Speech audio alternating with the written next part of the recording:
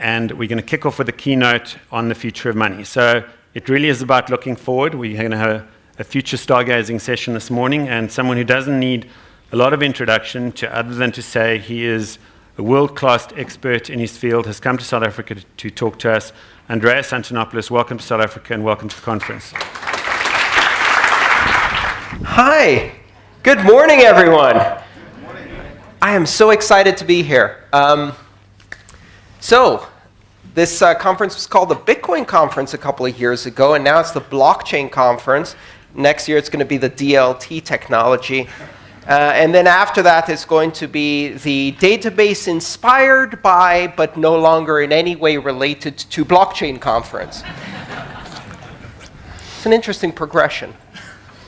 Let me do a quick poll of the audience. I want to get an idea of your level of experience and familiarity with this space. So I'm going to go back to the yesteryears of Bitcoin. How many of you currently own Bitcoin? Fantastic. And those who don't own Bitcoin, how many of you have conducted a transaction or seen a transaction happen in Bitcoin? Great. And how many do not own any cryptocurrency of any type? Okay, great. How about people who are involved with Ethereum and own Ethereum? Great. Dash?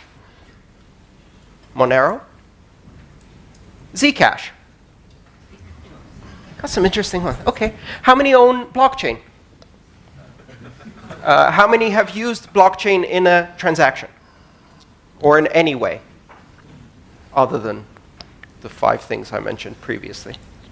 All right. Okay, so breakdown for you, for those who can't see what the audience is doing. About 60 to 70% have Bitcoin at the moment or have conducted a transaction. About 30 or 40% with Ethereum, smaller minority with Dash, Monero, and Zcash. Nobody owns blockchain. And this is interesting. This is exciting. Great. So let's get started. What exactly is going on here? Is this the greatest technological innovation and explosion of innovation since the mobile internet, or maybe even the internet itself? Or is this the greatest load of hype ever arranged around a technology in the history of technology? Both. And in fact, that's a characteristic of advanced technologies. I often say that where Bitcoin and the other open blockchains are today is approximately where the internet is in 1992. In terms of technology, in terms of infrastructure deployment, in terms of adoption patterns, this technology is approximately where the internet was in 1992. But the hype around blockchain is exactly where the hype around the internet was in 1998. You know what comes next. There will be a shakeout. When the waters recede, you can tell who on the beach wasn't wearing a swimsuit. They stand there naked. It's an empty promise. This will happen in the blockchain space. There is a lot of bullshit being peddled to VCs, to investors, to initial coin offering buyers, to uneducated investors. There's a lot of Ponzi schemes. There's a lot of pyramid schemes. There's a lot of empty promises. There's also a lot of business as usual disguised as innovation, disguised as disruptive technology. And so we're at this strange moment where the underlying technology really is, truly is, massively disruptive, massively innovative. The amount of research that's happening today in applied cryptography is unprecedented. We are looking at the largest civilian deployment of public key cryptography ever. Because it turns out that people only protect keys when those keys are attached to value, and nothing teaches someone security fast enough than having their Bitcoin on a Windows machine. Holding your own Bitcoin very quickly changes your attitude towards information security. You didn't care about your photos. Some didn't even care about your sexy photos. You didn't care about your location, the fact that everything you do was tracked. You didn't care about posting your entire life on Facebook. You used the same password, password 1234, on 17 different sites. You didn't know what two-factor authentication was, and then Bitcoin happened. And suddenly you're on a steep learning curve and getting better every day. Now you're telling your friends about two-factor authentication, and you're horrified to remember how you used to practice security, because storing value has this unique ability to focus your mind on the aspects of security that matters.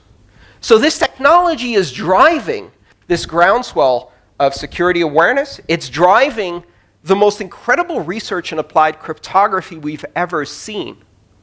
Some of you are probably quite technical. You're involved in computer science. You've seen what's happening here. Nobody thought that we would be doing applied Schnorr signatures. Nobody thought we'd be looking at advanced elliptic curve applications. Nobody thought we'd be doing things like ring signatures and range proofs for confidential transactions.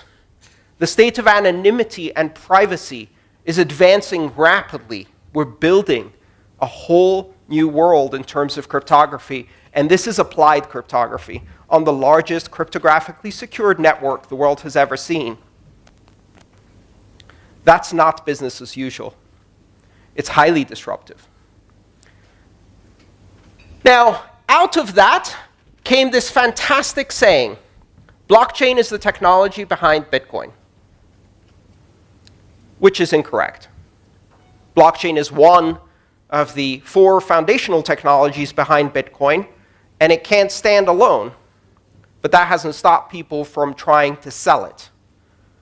Blockchain is Bitcoin with a haircut and a suit that you parade in front of your board.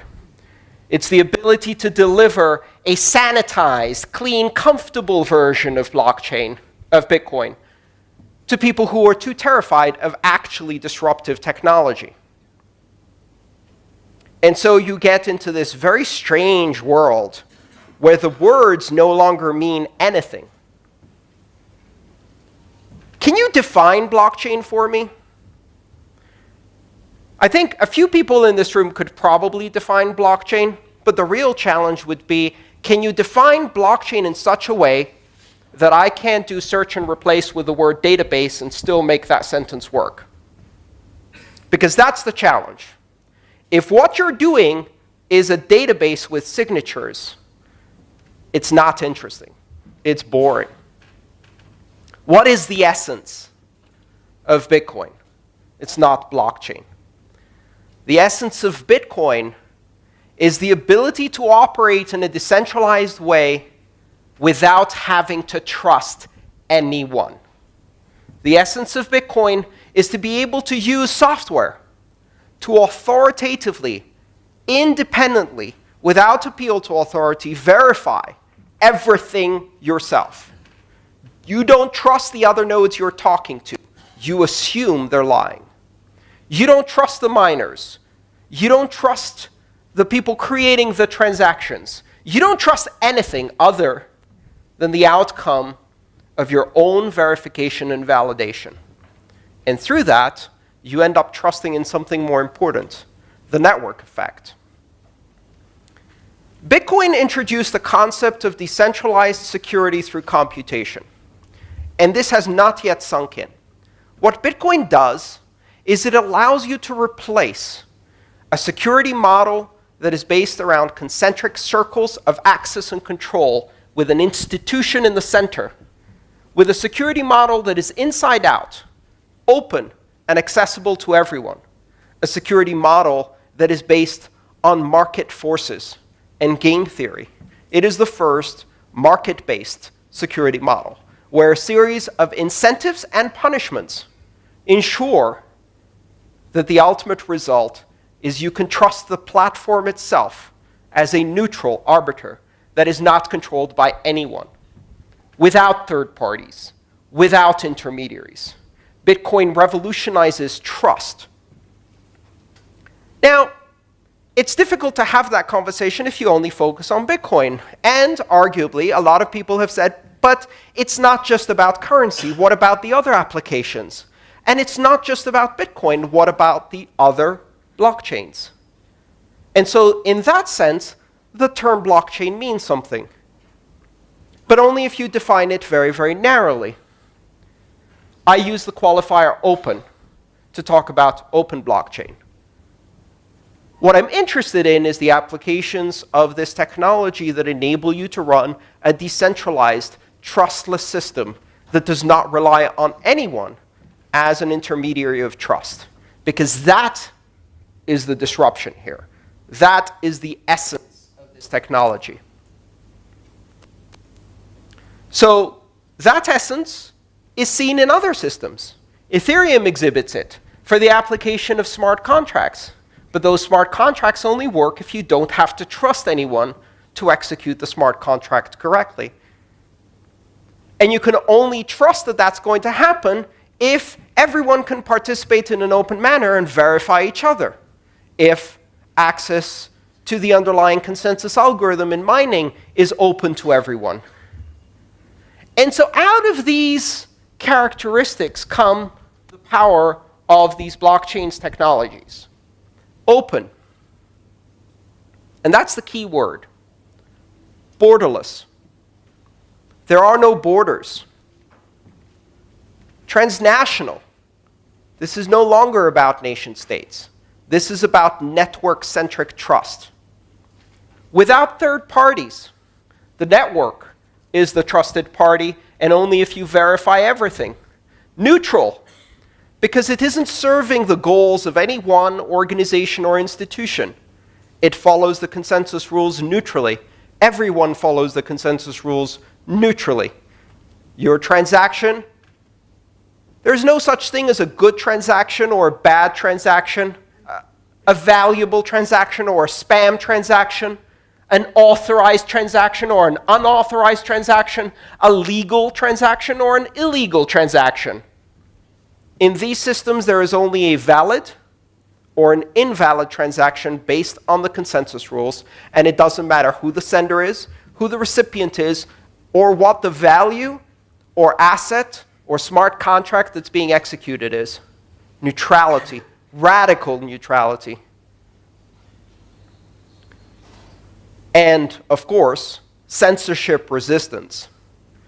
The ability to ensure that in order for the system to be open and borderless and transnational and neutral, it must be able to defend these properties by making it impossible for any actor, or even several colluding actors, from censoring, disrupting, blacklisting, restricting, seizing, freezing transactions, users, countries from participating in this network. Those are the important characteristics of these new, open, decentralized systems of trust that do not depend on institutions. So, what I'd like to equip you with is a set of criteria to understand when you are being presented with something, perhaps to invest, or to be employed, or to engage in some way. And it calls itself a blockchain, or a distributed ledger, or one of these other names that are coming out. How can you tell? Blockchain or bullshit? They both start with a B. What's the difference?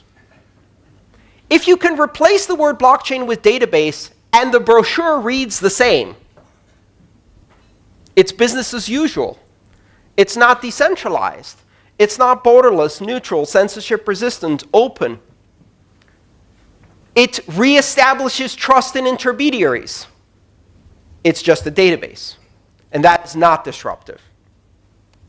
The idea that we're going to take this technology and use it to improve the operating margins of centralized institutions of trust so that they can continue business as usual,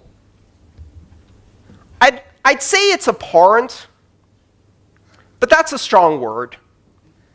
It's just boring. Really, really boring.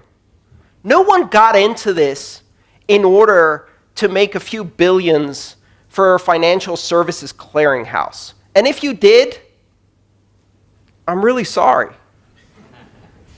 That's boring.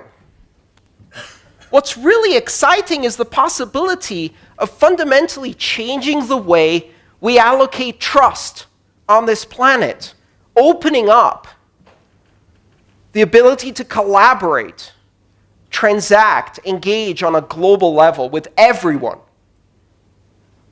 Simply by means of downloading an application, you can become part of a giant platform of trust that doesn't care who you are or where you came from, that doesn't require permission to participate or innovate, where a 12-year-old JavaScript programmer has the same influence as power as JP Morgan Chase. More, in fact, because they're doing open source and feeding into a community of collaboration that is creating a tsunami of innovation. Taking this technology and using it to strengthen the same centralized institutions so that they can improve their bottom line is boring. That is not what blockchain is. That's just a database. And it doesn't change anything. In fact, there are some rather disturbing possibilities in this model. Let's think about it for a second. The most commonly expressed application for these new distributed ledger technologies is to replace the function of a centralized clearinghouse with a consortium of n participants, where n is 2, 3, 4, 5, 10, known, permissioned, controlled participants, who will assemble transactions and sign them rather than compete through market forces in a security model like Bitcoin. We discard currency as the underlying mechanism for building market-based security. We discard proof of work as wasteful because all it allows you to do is decentralized, secure, neutral, censorship-resistant blockchain. And we trust 5 named parties to sign transactions. At that point, they don't need to assemble these transactions in blocks. They can just sign the individual transactions. They don't need to chain them together, because absent proof of work and a system of currency incentives, rewriting that is easy. There's no immutability. So it's not a blockchain anymore, because there's no blocks and there's no chain. Now that's at a technical level, but let's look at the more important level. What do you achieve by replacing a clearinghouse with a consortium of players? You know, there's something unique a clearinghouse does. If you understand the role of a clearinghouse, one of its most important functions is that it is not a participant in the market. It has no skin in the game. The New York Stock Exchange is not an active trader. That's not an accident. That's called separation of concerns. The clearinghouse is an independent party with oversight that is not a market participant. If you take that party out and replace it with 5 banks, all of which have skin in the game, how do you run a consensus algorithm when the incentives to cheat, front run, manipulate the market, and break the consensus rules, even adversarially against the other 4 parties, are so high? There's no incentive to keep the consensus rules. All you're doing is you're saying, trust us. we're in a consortium. Trust us? These 5 banks? Where were you in 2008? Where were you when Libor was fixed? Where were you when the gold markets were fixed? Where were you when front-running and high-frequency trading was creating these monsters of crony capitalism? Trust us? Hell no. Removing the clearinghouse and replacing it with, what's the word? It's not consortium. Cartel, that's the word. With a cartel of the same market makers who have manipulated and compromised every market in history, and doing that in a way that closes this from transparency. That's not a recipe for efficiency, immutability, security, transparency. That's not a blockchain. That's a bullshit. It's a very profitable bullshit. It requires you to have confidence in the game. A con game, as it's known. Be careful what you evaluate when you see these technologies taking something whose fundamental purpose is to remove trusted intermediaries and create an open, borderless, neutral system, and turning it into a tool for a bunch of untrustworthy, trusted parties to manipulate markets is going to be a disaster. And they're going to do it.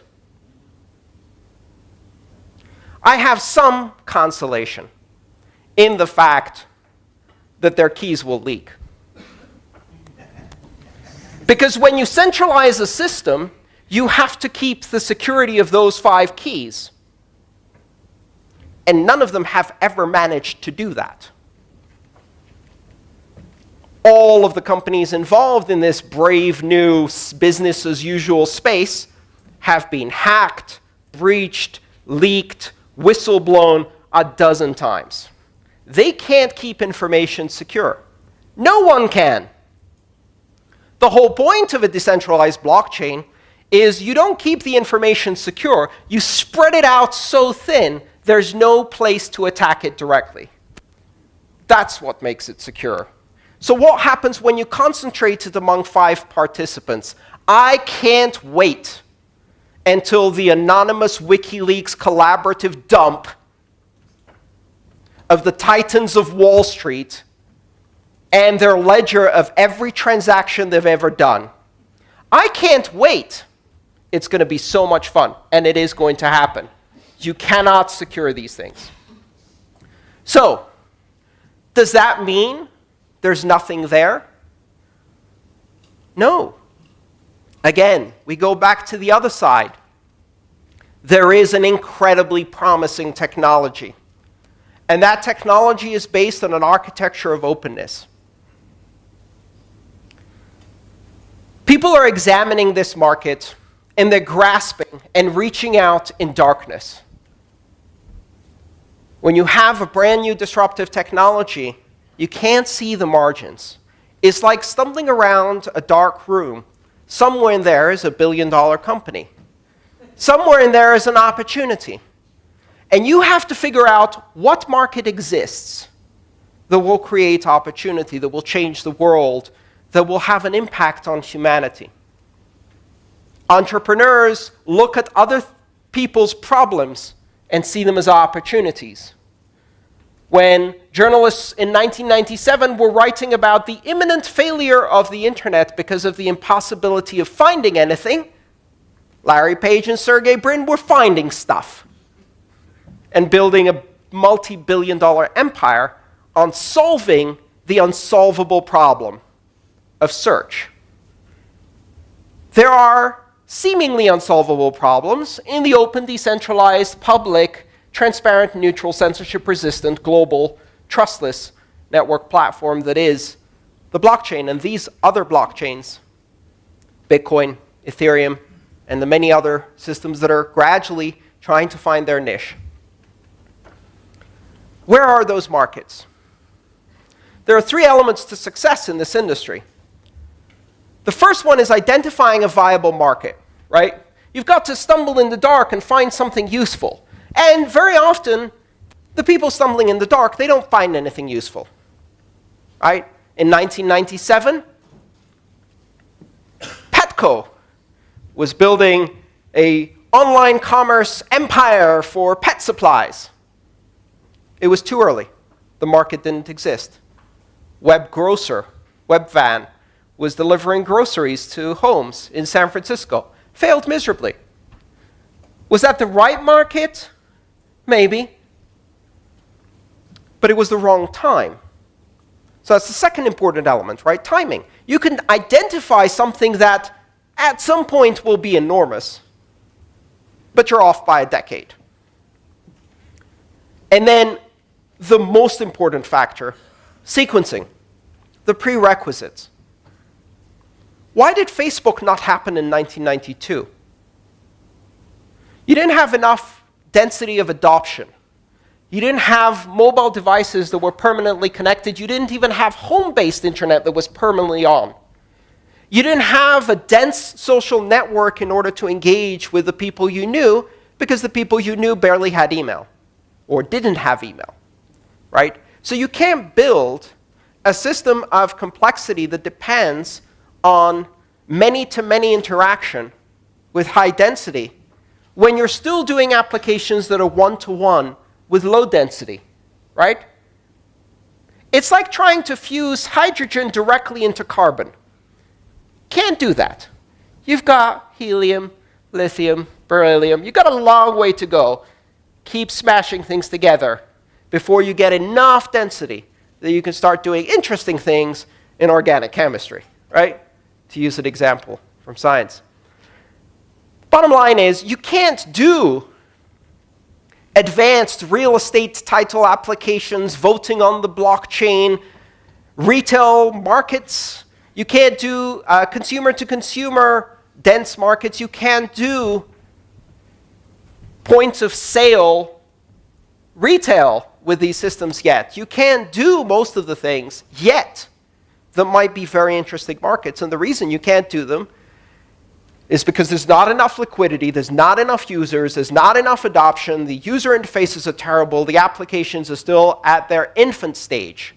That doesn't mean these things can't happen. It just means they're not happening this year. We're going to see this play out. In order for people to have the trust to put the title of their home on this blockchain, it has to be able to secure not billions, but trillions of dollars in assets. And in order to be able to secure trillions of dollars in assets, it has to have liquidity and infrastructure. It has to have broad adoption. You're not going to get adoption on a transaction that most people do twice in their lifetime, when you can't even get them to use it for transactions they do every day. Right? We're not going to be doing digital identity so that everyone can have a bank account. Because it takes a long time until you have adequate adoption. For the first 15 years of the internet, the application was email. And not until everybody had to have it, needed it for work, did we see the second layer emerge. Because that created the density of adoption. And currency is the email of blockchains. Payments are the fundamental infrastructure that will enable density of adoption. It's very, very enticing to say, this is about more than money. It is, absolutely. In the long term, the vision of this technology is far beyond money. But you can't build that unless you first build the money part. That's what creates the security. That's what creates the velocity, the liquidity, the infrastructure. That's what funds the entire ecosystem. And in the end, when we do deliver, perhaps, digital identity to people, it won't be so they can open a bank account. Because this isn't about banking the unbanked. It's about debanking all of us. Thank you.